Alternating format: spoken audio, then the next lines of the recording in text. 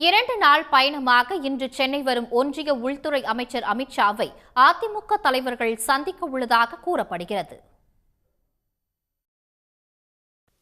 அமித்ஷா டெல்லியிலிருந்து இந்திய கடலோர காவல்படை தனி விமானம் மூலம் இரவு 10:15 மணிக்கு சென்னை வருகிறார். பின்னர் கிண்டி நட்சத்திர ஹோட்டலில் தங்கும் அவர் அங்கு கூட்டணி கட்சி தலைவர்களை தனித்தனியே சந்தித்து பேச இருப்பதாகவும் அப்போது சட்டமன்ற தேர்தல் கூட்டணி குறித்து முக்கிய சில முடிவுகள் எடுக்கப்படும் என்றும் கூறப்படுகிறது.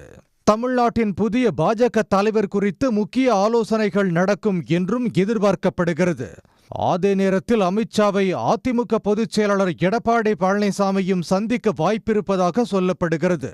இதன் ஒரு பகுதியாக அதிமுக மூத்த தலைவர்களான KP Munusamy, SP Velumani, RB Udhayakumar உள்ளிட்டோர் எடப்பாடி பழனிசாமியின் அறிவுறுத்தலின் பேரில் சென்னையில் முகாமிட்டுள்ளதாக கூறப்படுகிறது.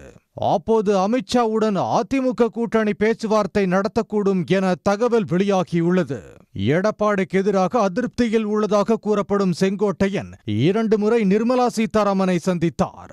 ஆனால் செங்கோட்டையன் சொந்த ஊருக்கு திரும்பிய நிலையில் சென்னை வந்து அமித்ஷாவை சந்திப்பாரா என்பது குறித்து அரசியல் வட்டாரத்தில் எதிர்பார்ப்பு எழுந்துள்ளது. இதனிடையே நிகழ்ச்சி ஒன்றில் பேசிய அமித்ஷா பாஜக கூட்டணி தமிழ்நாடு சட்டமன்ற தேர்தலில் வெற்றி பெறும் என தெரிவித்துள்ளார். உடனுக்குடன் செய்திகளை தெரிந்து கொள்ள சன் நியூஸ் பெல் ஐகானை கிளிக் பண்ணுங்க.